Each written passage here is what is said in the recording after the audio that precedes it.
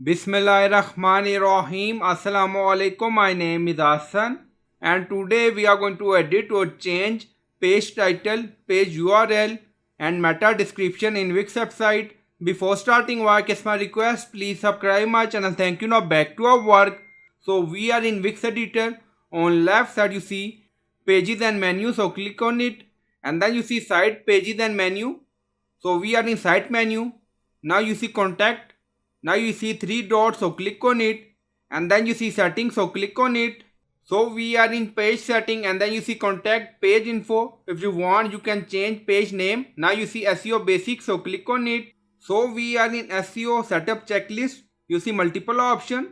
So we are going to edit or change or update URL slug, title tag, title in search result and meta description, description in search result.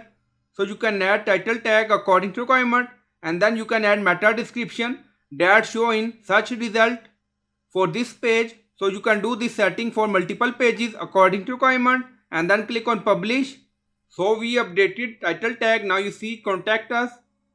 Now you see it's recommend to use 55 to 65 character.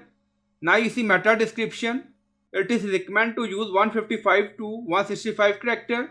Is set to default and then click on publish.